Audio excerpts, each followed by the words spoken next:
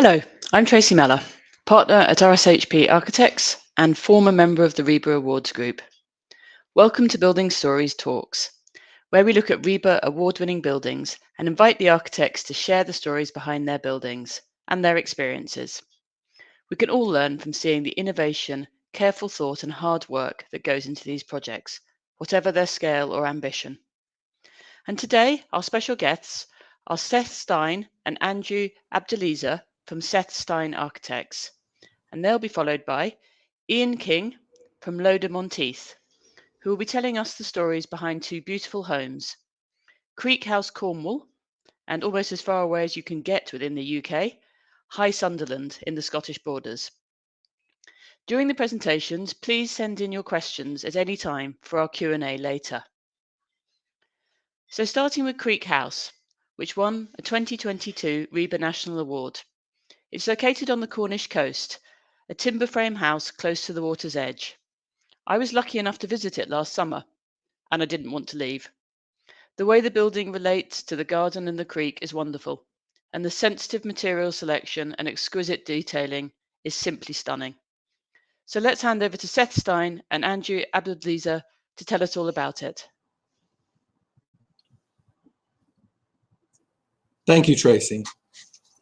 The brief was for a family house on a waterside site in a roughly half-acre plot with steep topography, densely forested in areas, and a water frontage of approximately 55 meters.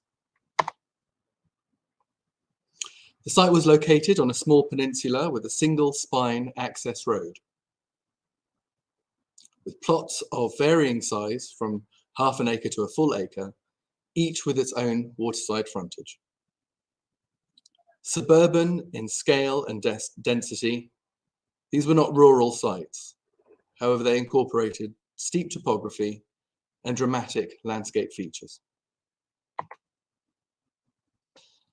On our first visit, Seth and I took a water taxi around the peninsula and were able to look at the variety of house types from the water. There's a range of architectural styles, none belonging specifically to the region and without a particular sense of the vernacular to the area. This was our site when seen from the water. It shows the extent of the water frontage and a tidal range of 5 to 6 meters in height. The initial conversation that we had with the client back in 2016, they said to us that they thought a contemporary architectural approach would be the right way to deal with the site and its topography. And hence they came to us. They'd seen a project that we had completed back in 2009, not far from where their site was, on the Foy estuary, also on the south coast of Cornwall. Similar site, steep topography, forested, waterfront. The house is embedded into the landscape. We were fortunate to also win the RIBA Regional Award for this particular project when it completed. The material palette that we developed as part of this project used locally sourced slate, assembled by local craftspeople, Western red cedar for timber cladding, and a timber modular structure.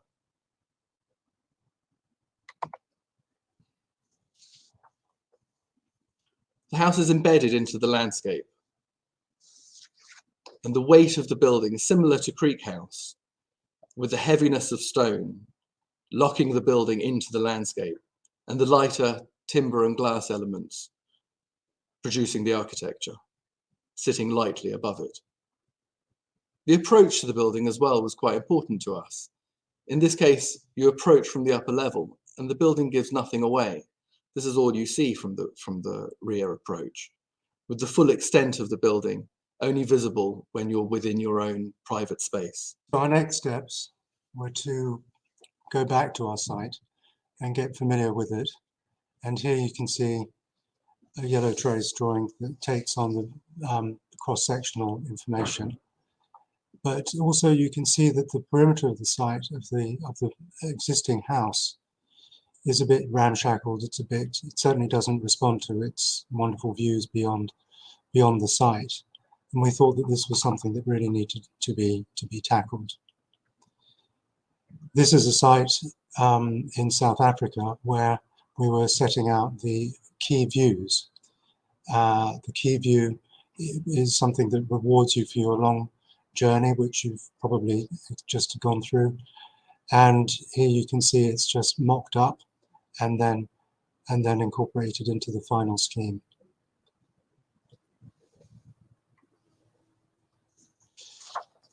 So it's a long journey back to Paddington. So after our first day on site, we got cracking with some design on the train and just put out these initial ideas.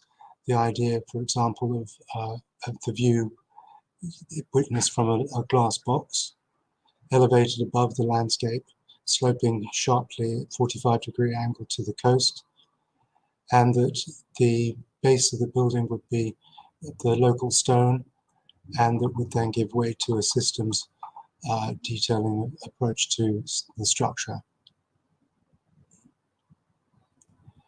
So we then looked at what the rough scheme could be and took on some starting principles.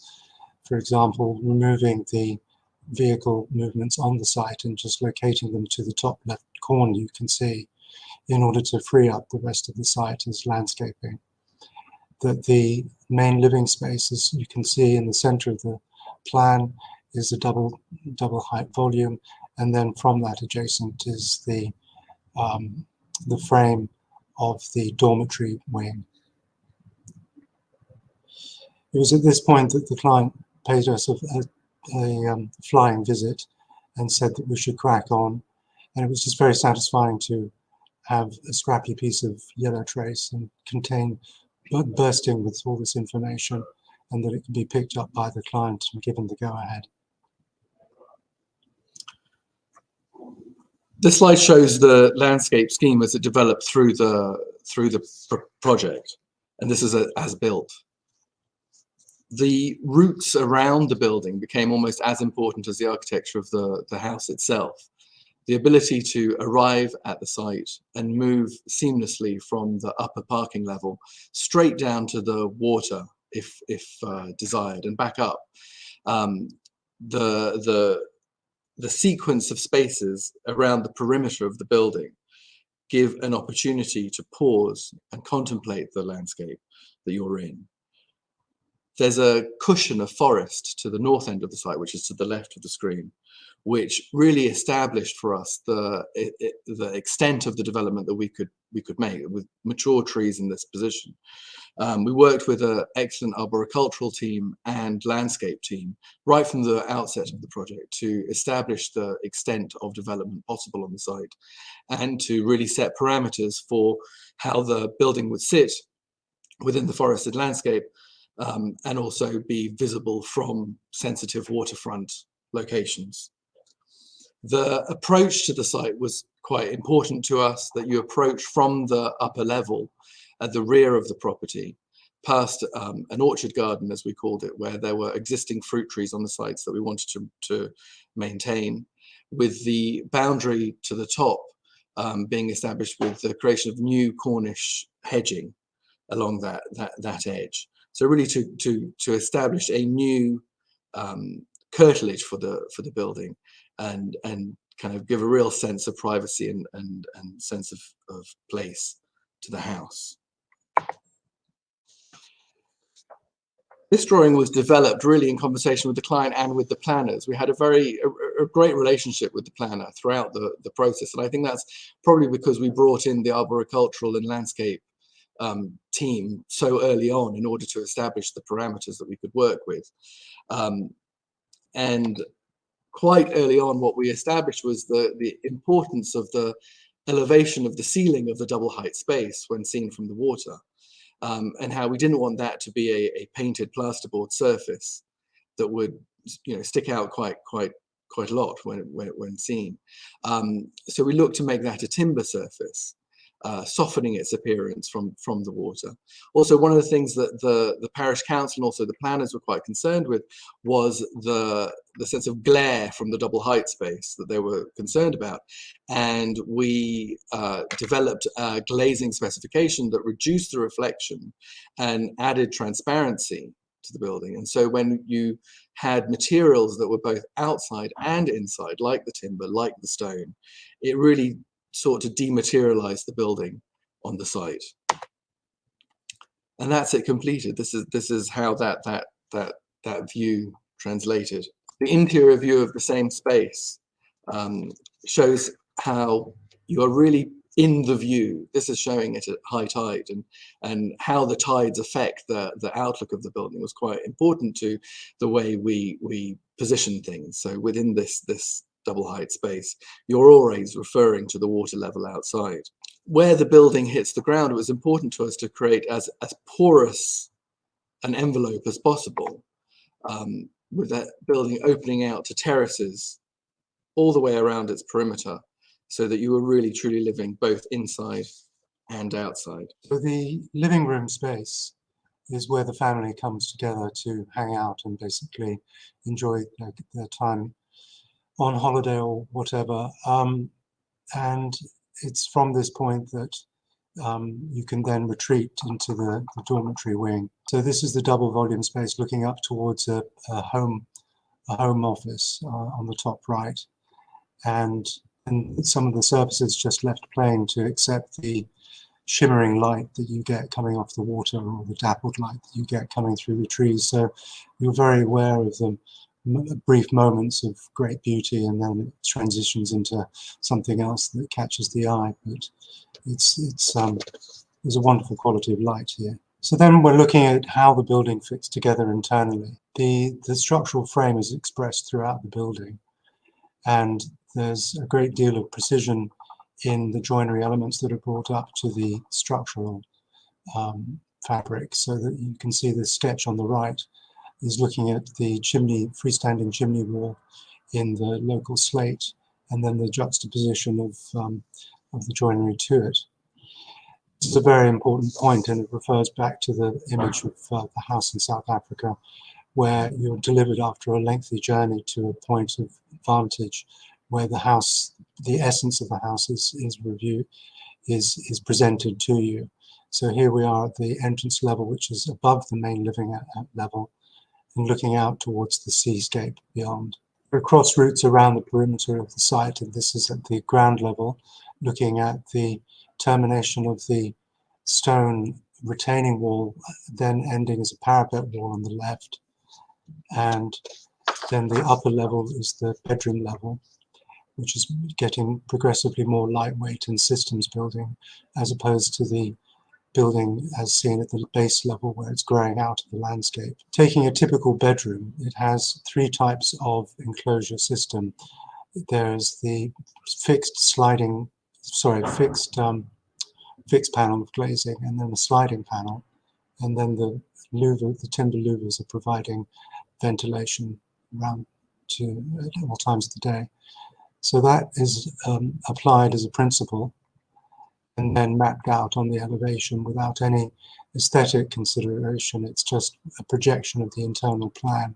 The joinery inside, which encompasses the same detail for doors and door frames and internal cabinetry, seeks to really hone down any variations in detailing, so that you just get a streamlined flow of detailing. And also the passage of light throughout the day will change, and it's constantly shifting in this house. This is the morning, and it's picking up the light that's coming through the top orchard of the house, and it's projecting, in this case, bamboo, which is also in the orchard, but it's the silent swaying of the bamboo that makes it so peaceful and so captivating. I think we were really lucky in having a contractor with us who was able to take our detailing, which was verging on joinery detailing for the entire house, and really follow it through, both in terms of internal finishes, but also in terms of the way that the structure was clad and the facade system was expressed. they undertook all that work themselves and oversaw it. And I think that's really part of the architecture of it and how it comes out. This is the upper floor plan, and it shows that entrance sequence from the garage level at 14 through past the orchard and into the front door. We call it the front door, but there's many ways in and out of the building once it's fully operational. But the front door is at 8. And that delivers you to that view down the main stair within the double height space upon entry, and then into the dormitories as you go through the building. The section shows that there's a kind of, again, that dual aspect to the house with the entrance, a single story structure. Here you can see it to the right of the section, and the double height space, which is on the western elevation at the front. This is the view of the south elevation of the building, looking towards the west. And again, that transparency in the glazing is quite an important element in terms of how the building, which could be seen as quite bulky in areas, is really dissolved into the landscape. This is the north elevation, and again, it shows that the different characters of the building, where the entrance really gives very little away. A single story timber structure with the entrance door and the obscured glazing is all really that's visible from the access road and the entry, and from the neighboring buildings as well, with the full extent of the building only revealing itself on the western elevation, which is the private zone of the house. We'll leave you with this as the final slide, and it really just summarizes how topography, materials, and being in the view was key to the design of the house, really from the beginning, and hopefully that's come through in how the building completed. Thanks for listening. Wow, thank you very much. It's lovely to see it again. As I say, I really, really loved my visit there. I love the fact you got the go-ahead off the back of a yellow trace sketch. If only all clients were happy to sign up based on that. I know, don't count on it. Yeah. I think that the way that the building steps down and the relationship it has with the gardens, it was the contrast of the kind of very modest arrival sequence, and then actually that last slide you had, and the way that the building sits in the garden when seen down at the water level is really striking and incredibly successful. So we have quite a few questions coming in. Before we go to those, I'd like to ask you one myself. I know that you thought very carefully about and have included some natural ventilation strategies to do with the louvered walls, and I believe there's a high level vent in the living room. And I was very struck by how beautifully that had been done. Could you talk a little about that and whether it came from you or from the client as an approach? Shall I? You jump in. So the standard way that houses get heated in this area is with an oil-fired boiler, and we wanted to move away from that and encourage the client to move away from that, and they were quite willing to go with us on that journey. And it's heated with an air source heat pump system, and in order to make that work efficiently, being able to seal the building envelope became quite key, but also having MVHR throughout the entire house. There's no air conditioning in the house, but there's MVHR throughout. And the vent which you're talking about was really a game of who can push the contractor further, because we were suggesting detailing for ventilation, and they were saying, oh, we can do it better than that, and hide it even better than that. And so we were they were stepping up and we were stepping up what our expectations were, and they were stepping up as well. So the MVHR is really quite hidden, and gives the building a real quality of freshness of air, and which is really nice. The more active ventilation panels, which form part of the facade system, is really kind of a reaction to how to elegantly deal with different facade elements. So frameless glazing we know is beautiful. Timber frame sliding doors, very nice. But once you need to incorporate a night vent or something like that, it really changes the way you deal with the glass. And so it's something that we originally developed with the site in Foy, was separating it off so that night ventilation was operated by the users through these timber, they're sandwich insulation panels, that each user uses, and it becomes quite a nice characteristic of the house as well, because when someone wakes up or as they go to sleep, they operate and animate the facade themselves. So it's a bit of a clue to the kind of usage and occupancy of the house as to what does open and close. The big vent that is operated electronically in the double height space was the only one that's operated with an actuator. All the others are hand managed. So yeah. That's lovely. I love the simplicity of that and the play on the movement of the facade. You've also got your sliding panels, and then you've got the louvers, and all in timber, which is absolutely lovely. Okay, so a couple of questions related from Silky and Johan. Did you have to worry about solar gain, or did the tree provide enough shading? It is a well shaded site, and it's the main aspect is western facing. So there isn't a big solar gain issue, especially in that double height space. The glazing specification, which we took a long time to develop with a supplier, has some very intelligent coatings on it, and I think when it finally all got installed and we were able to go through one of the quite hot summers, it is amazing how effective it is at stopping overheating in summer, and feels very comfortable over the year. But I think we are fortunate that it is quite a shaded site. There are PV panels on the roof elevation as well, so we benefit from capturing a lot of the sun path. But I think we're just lucky in the way that the house is oriented to, so that we're not dealing too much with solar gain. Okay, great. I've got a question here, which actually is one that we asked you on the site visit, from Mark Zudini. Can you tell us a bit more about the primary structure of the building? So we were trying to kind of grapple with the timber elements, the glazing elements. There is steel work within the building as well, that kind of creates the slightly more elegant profile to the structure within the double height space. So it's a combination of timber structure and steel structure, so it is hybrid. And how that contributes to the heating. As I say, the key was sealing the building, and the glazing system that we developed used a kit of parts for the sliding doors, but actually we were very fortunate in that the year following occupation, we returned to site a few times to really develop the seal of those sliding doors, because they're completely bespoke, and the doors themselves are completely timber. They're externally they're cedar, internally they're oak, and they sit around in a coir core. And the sliding lift and slide mechanism it's a Swiss system that is, you know, very well regarded, but that has its own issues for trapping air and not. So we were able to improve on the heat sealing post occupation, on the air sealing post occupation, which was a really useful exercise. We did smoke tests and all sorts of things, and you know, by the end of all that, we had managed to really create a very sealed building. But with that MVHR, it always feels fresh and Great. And pleasant to be in. Okay.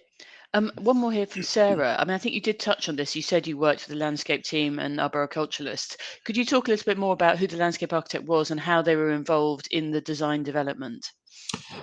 Yeah, so we initially came across the company, which was Cornwall Environmental Consultants, which were part of the council. Originally, they worked very closely with the council when we were initially found them. We've worked with them on a couple of jobs, and Lucy, who we worked with at CEC, has subsequently left and set up her own firm called Tyrwell. And they had to do a lot. First of all, they had to do ecological surveys. We had to do bat surveys. We had to do a full landscape scheme for the planning, which was great because it was integral with the design, so we had no issue doing that. But the discussion between the arboricultural team and the landscape team who became responsible for the visual impact assessment, which was part of the planning. We were able to really negotiate between them in order to establish the full extent. And you couldn't really pick it up on the site plans, but the building did shrink quite considerably post the initial engagement with those consultants. I think for the better of the building in the end. It sits quite comfortably on the site now.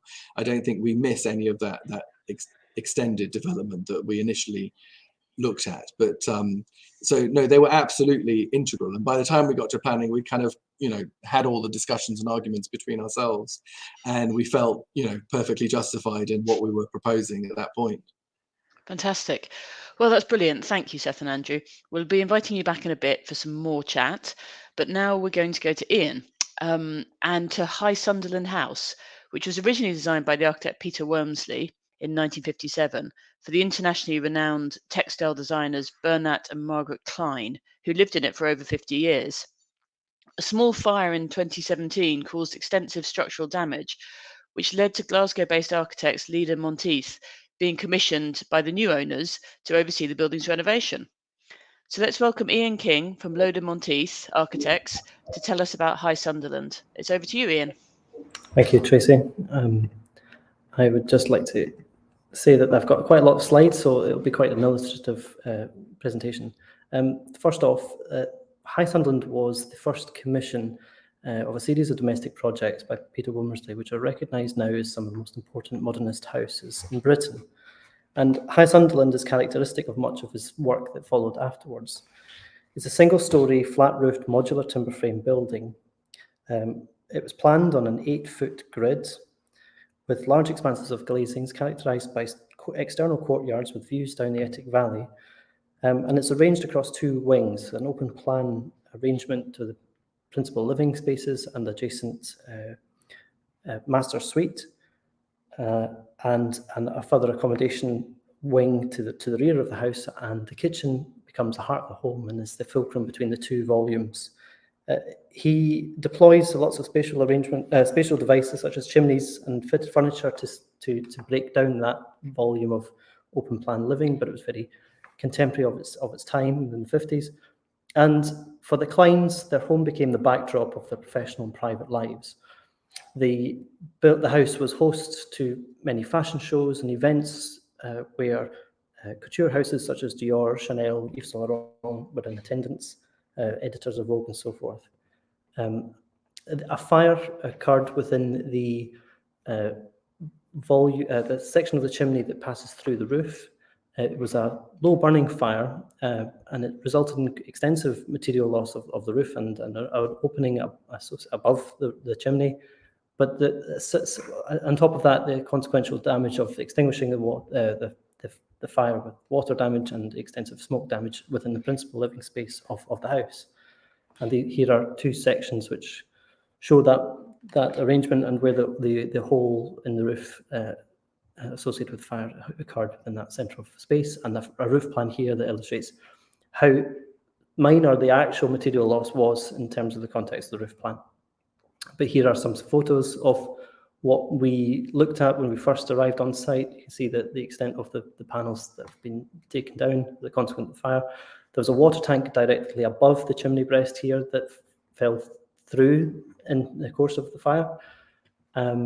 So our client saw this travesty as an opportunity to one, sensitively restore the house as part of an insurance claim, but secondly, to develop solutions which could decarbonise the house and improve its thermal performance and reduce its energy consumption. As a house built in the 50s, it was heated by electricity in the age of the atomic era, so that no longer sufficient, and the house being single glazed, it had lots of other thermal issues. I suppose that the big thing about this project is that the methodology in which we approached it is important. The repair and restoration of fire damaged buildings bring with it its own dynamic and complexity. The range of damages is quite extensive, but it's all at once. And you need to forensically examine the scene and ensure that you can see what's important in terms of informing what you're trying to do in the long term. So the immediacy of seeing the destruction, you have to see past that and look forward to how you're going to put it back together. So we devised this methodology of how we secure the assets and then how we forensically go through the damage and try to identify the key things, and also then going through how we might consolidate the house, stabilize its environment, and then you start the process of recovery thereafter. But at the very outset, what we had to understand was what was making up the significance of this house. One, the architecture in itself, the aesthetic of it was important, and that's obvious. It's a category A listed building. But in terms of this house particularly, given the context of who owned it and who'd lived in it since its inception, that also had its own value. So you might say that the internal fabric of the house was as much to do with the Kleins, and the external envelope was much to do with Wormersley, and we had to balance the two in equal measure in order to ensure that neither one was lost or prejudiced in any fashion as in part of the restoration. So in terms of the consolidation, there was we tried to take down as little as possible and try to reuse as much of what was taken down. You can see here the walnut panels were damaged by the kind of acid runoff, which you see in the top left-hand corner, by extinguishing the fire. It had UV deterioration as well as water damage. We erected temporary partitions to annex this part of the house. There was also a lot of aging in patina as well over and above, which had been exacerbated by the event of the fire as well. So whilst the fire was quite localized, it had repercussions throughout the house. One of the first things we did was identify the panel ceiling and codified it, recorded each one which was damaged, gave them a number, and then stacked them effectively to allow them to dry out, and we would then reassess them for reuse, and the others that you can see at the back have been discarded as a consequence of that. The decontamination process was tricky in that, so the risk that you have if you don't decontaminate a fire damaged building properly, the smell will come back thereafter, and also some of the soot is acidic. So we were concerned about the level of ingrained soot in the travertine floor, which characterizes the space, and we tried several methods of lifting that, and we tried poultices and chemicals and so forth, but eventually a manual clean was the answer to that. But it affected every surface in different ways, and part of that recovery again was identifying things that had changed over time, and this is a photo of the fascia panel of the exterior of the building, which had UPVC attached on top of it. So Klein in his lifetime has adapted his own house, which is perfectly acceptable, but changed it in a manner which changed its external appearance and not for the better. So this again was then an opportunity for us to undo some of the mistakes or the bad changes that were undertaken in the lifetime of the building. Here again, it's just continued site progress photos as we start to lift the floor, dry that out, and protect the surfaces. We undertook several tests and analysed the timber to identify exactly what type were employed, and one of the issues that we had, in particular to the ceiling, was that the cross-sectional veneer was too thin to actually identify it through scientific methods, so it ended up being by eye, and the experts were able to identify that. And we discovered then that the designations were incorrect and some of the articles were also incorrect. But we also undertook paint analysis of all the surfaces to see how the interior and the exterior of the house have changed in the lifespan of Bernard Klein. You find that not much has changed in the interior, it just got whiter rather than the soft creams.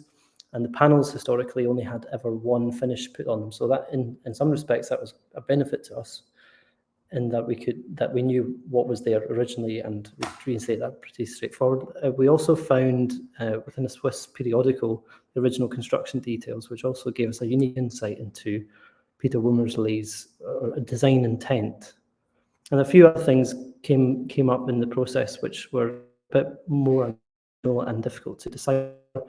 So this is a sliding fitted integrated panel, and it had been heavily soiled as part of the extinguishing the fire. This couldn't be cleaned, so we had to replace that. And identifying what type of fabric that was became a bit of an exercise. We then discovered it was pigskin, but put on the wrong way around, which was the thing that kind of confused us. So in terms of the proposals, what we identified in, we looked at a wider fabric issue of the house as part of our commission.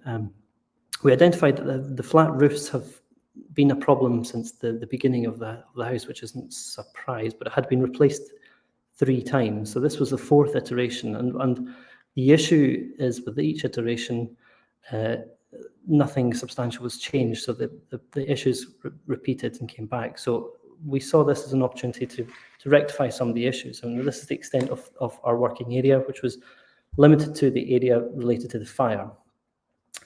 In the downtakings, we identified that the roof was a cold roof, but it had been insulated within the ceiling void, which technically isn't correct. Therefore, our proposals were to add a load onto the roof and increase the roof profile. We undertook an analysis of all of Womersley's other houses and identified as part of the planning application that the leading edge, capping, detail and fascia are key characteristics of his residential house designs, and that was the thing that was important in terms of how the building would look. And we identified thereafter in our proposals how we might mitigate that impact of the change that we're proposing by offsetting the leading edge of the increase of the height of the roof. And this illustration demonstrates how we undertook that analysis and identified the perception of this will be minimal and so on. These are a few site photos now. We found extensive rot, which we wouldn't have uncovered had the fire not happened. We had to downtake asbestos panels from the carports. There was a significant lean to the mosaic panels, which was as a consequence of a missing brise-soleil. We had to replace wholesale the timbers across the entrance forecourt, and this is where the missing brise-soleil has been reinstated, and the pronounced lean has been rectified in that panel at the front. The posi joists that span across the main living space had been, given that they were so lightweight, they had a level of distortion, and this is our engineer load testing it, as it were, for retention, and our concern was by adding that increased load onto the roof in terms of the insulation and the build-up, how that would impact the single glazing and the timber frame that it was sitting on.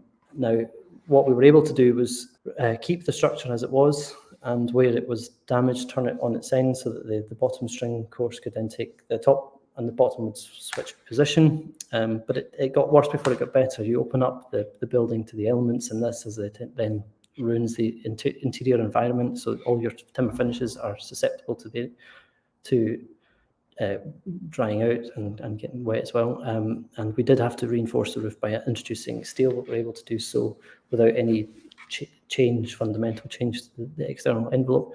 This is the roof as it's being installed, and where the previous redundant water tank fell through, we replaced that with an air source heat pump. So part of the fabric improvements of not just insulating the roof, we also introduced some modern technologies that would feed that, and that air source heat pump now replaces the electric underfloor heating, which is now a wet system, and the old coal store has been replaced with all the pumps and the water storage tanks. So this shows you that the change to the leading edge, and on the right side you can see where we haven't changed the roof and what that looks like in terms of the difference. And here are some reinstatement photos. So the asbestos panels were replaced with fibre cement. You can see we have reinstated the fascia as it was with a new drip detail that protects the wall head of the timber frame, and it's looking a whole lot more happy now that some of the lost elements have been reinstated, and that makes more sense of the composition of what was originally intended. A few other things was that the interior of the house had changed along with the owners, and there originally had been lights over the dining table and then subsequently removed. As part of the rewire of the house, we introduced contemporary lights, which were not cans or pendant lights, so that they would marry up between the two different styles of having nothing on the ceiling and having some light, focused light. Here I'm showing you the build-up of the sunken area of living space where we lifted the floor. That gave us the opportunity to insulate it and recast a screed with what I call a wet system. This shows you the process of that. The ceiling panels were double layered, and we undertook lots of testing in situ. As you can see now, this is the French polishers refinishing, and we had looked at different degrees of shininess to the veneers.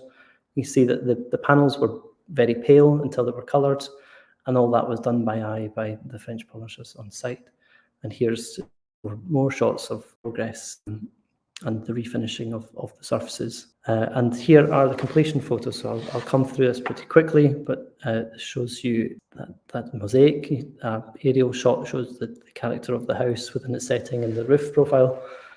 You can't see the build-up in this shot, and these are kind of principal views of the house. Less than 50% of the roof is new, which is fairly imperceptible in real life. This is the walnut refinished. All the fitted furniture and the colours were softened to coincide with the paint analysis, and it's back to as it was. So Brilliant, thank you, Iain. Well, before we go to our audience question, I'd like to ask a question. I mean, it's fascinating. It's like almost a kind of a forensic process of restoration and repair, but also taking the opportunity to kind of upgrade to current standards. And you're sort of stitching together with this layering of what was there and what needs to be cleaned or adapted or upgraded. Was the soot still there in the end? Was there still a sign of it? Is that like another sort of layer of the history of it? Yes and no. There'll be bits of it that you couldn't reach to, which would have been fogged out and neutralised as part of Right. that. But for the most part, it was lifted so that you wouldn't have the residue still there. Right. Okay. And were you aware of the work of Peter Wormsley? Because I realise he's somewhat sort of overlooked in the modern architectural history. And what's it like working on a project which is, in a way you're, much used expression, standing on a shoulder of giants, but you're sort of working within their project. It must be very strange. Two things. I remember when it was on the Modern House, when it was being sold, and everyone looking at it. You couldn't not. So that piqued everyone's interest in Peter Wormsley. And yes, he is overlooked, but there's a new appreciation off the back of this restoration, and Gallifreydine as well has just been conserved the stadium. I think there's a bit of an imposter syndrome. You have to. We call this the invisible restoration because it's not about us. Our job was to put it back and put it back as best as possible and make improvements, but not shout about it. And that's what we've tried to do. And I think the only way to approach this sort of project, given that it's so precise, that there's nowhere to hide, let's say, in terms of its restoration. So all the finishes are the finishes to the interior, and that makes up the interior. So if we had got the ceiling wrong, for instance, had we not gone through that process of testing it and sampling it in situ, it would have looked awful. It was a momentous challenge, but we have an appreciation for contemporary architecture, so we kind of knew how to put it back together in a contemporary manner, but yeah, difficult to say the least. I've got a question for you from Ollie. I imagine this is probably hard to choose which is the biggest challenge, but which was the biggest challenge you found with the demolition and restoration of this beautiful home? If you were to ask the clients, the length of time it took was the challenge for them. For me, it was all fun from the start to the beginning because it's exciting, and not knowing what it was like. When you first arrive to the site, it's destroyed. It's been, and you don't really know what you're trying to put back. It's not like a building that's aged or deteriorated. It's this volatile shock that the building's had. So that in itself is probably the most difficult thing. Just trying to not be emotional about it and see what's important in terms of recovery and what I need to get in terms of the evidence that will help me put it back the way it needs to be. The reward at the end is seeing it finished and then appreciating it as it should be. And I think there's the kind of challenge, but there's a reward, and you enjoy everything in between. Absolutely. I've got a question for you from Sarah. She says, amazing work done on the restoration of this 1950s home. Is there anything you would have done differently looking back at the completed project? A different material, for example, that would have worked better? I think we could always have done more in terms of only half the house has got the treatment that the restoration has. So had funds permitted, yeah, we would like to have done all of it and bring it all up to scratch. There's kind of a phase 2 that will need to happen at some point in its time to bring it to a balance and equilibrium. I think that's all I would say. Okay. Yeah. Okay, last question before we invite the others back. Apart from the new air source heat pumps, were there any other new technologies that you introduced? This is from Silky and Johan. You'll have to ask the services engineers. There are lots of technological things about temperature control and so forth that was associated with the air source heat pump and the underfloor heating. But no, they're the two primary things: the improvement to the roof in terms of its thermal insulation and the air source heat pump. There are other things which were minor, like LEDs and new electrical. I mean, the electrics were scary because it was just 1950s, all sorts of wires everywhere. Untangling all that was a challenge itself. Yeah, I can imagine. Okay, well, I'd like to welcome back Seth and Andrew, and we'll go to some other questions for you. Before we do that, I mean, I've never done an individual home for somebody, and it must have a very unique set of challenges, particularly I'd imagine after it's finished and when you go back to look at stuff or go back to help them solve issues. Is it difficult to kind of let go of it? Because it's, in a way, it's different from a more abstract client, and it's the end user, it's their home. If they sort of inhabit it in a different way to how you expect it, or sort of use it in a way that you think's wrong, it must be quite challenging to kind of remove your own opinion from that and just let them do it their way. Could you maybe comment on that particular aspect of individual houses? I think it's essential to disengage as soon as you can, actually, because it is a strange range of emotions, because of course you put a lot of yourself into it, far too much more time than you perhaps should. But you know, that's just the way we architects are. Give it our best shot. But the best time to disengage is when on site you've got the bones of the new scheme emerging. It could be just somewhere after foundations but before cladding, because then you realize that what has been in your head is now actually taking on a physical entity. And if you can do that, that's probably a good sign that you retain your sanity, because it's not your house, you know. It's Easier said than done, I expect. Iain, how about you? Were you sort of tempted to tell them they got the wrong sort of 1950s furniture in there? The clients are quite well versed in what they've got, and they actually have quite good taste, which is okay. But yeah, it's difficult to hand the project over, and because you've spent so much time in it and on it, and yeah, I would concur that you do have to disassociate yourself with it somewhat, but it will always be a part of you. I think that's. We do a lot of domestic projects as well, and none of the projects my house isn't like any of the projects that we do, and there's always that level of envy. That's for sure. Yeah, architects' own houses really are. In fact, this might be an appropriate time for a confession. I stole a detail from the Creek house for my house. Oh, really? The way that you use the timber to wrap up in the utility room, I copied that. So that little bit of my house looks like one of these wonderful houses. That's nice to know. It seems that in both cases, the client relationship was really quite smooth. What do you think would be good tips for young architects about maintaining smooth client relationships? Maybe Iain, you could start us on this one. Communication. Our clients were based in New York, and this had happened so they were planning to retire to this home, and this happened before that had happened. So this is in the days before Zoom. Although Zoom was around, we didn't use it. It was phone calls at random hours, but it was constant dialogue with the clients that helped smooth that relationship. And ultimately, they had to entrust us with the building, and that took a while as well. So you have to prove yourself I would say, to gain that trust.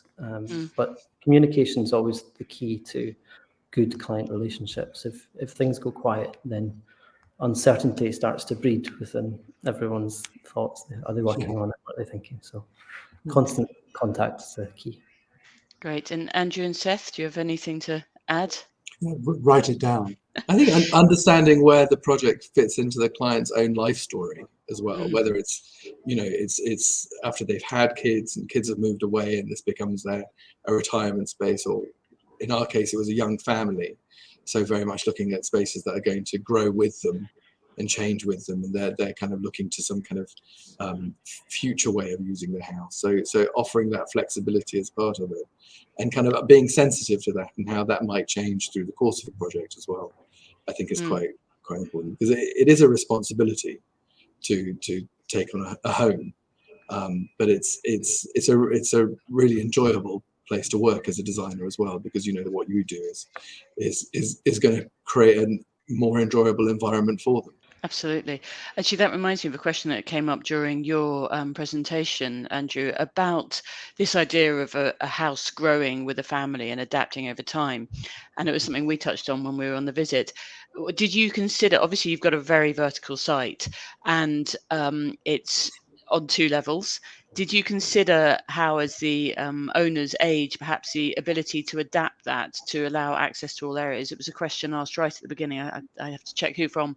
But is that something you thought about as a future kind of adaptation? I think what's quite nice about the way that the plan works, because you enter in at the upper level, the house is able to contract into just a few small rooms that kind of locate around each other, around that double height space.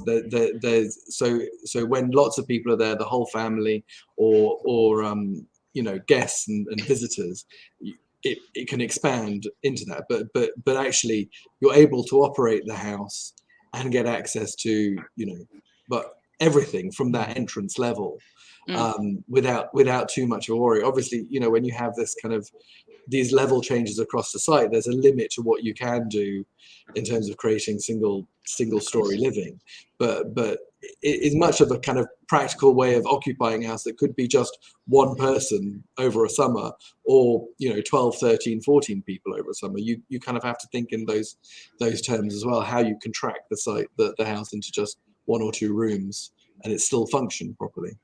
Excellent. I've got another question for both of you. So Iain, I'll go to you first.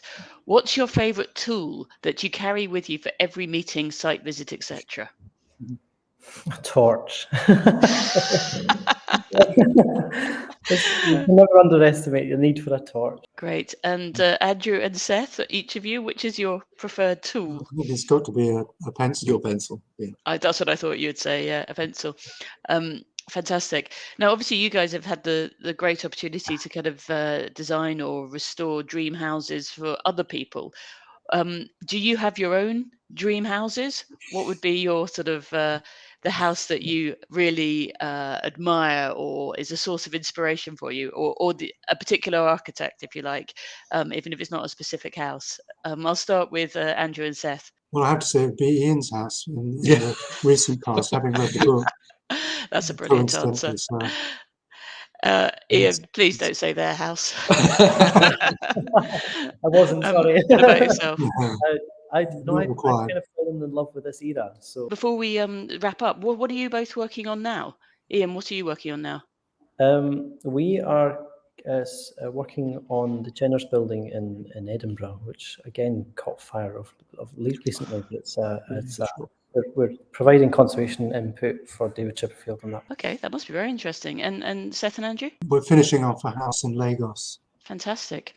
Okay, great. Well, I think we've just about run out of time. So many thanks to our special guests, to Seth Stein, Andrew Abdulezer, and Iain King.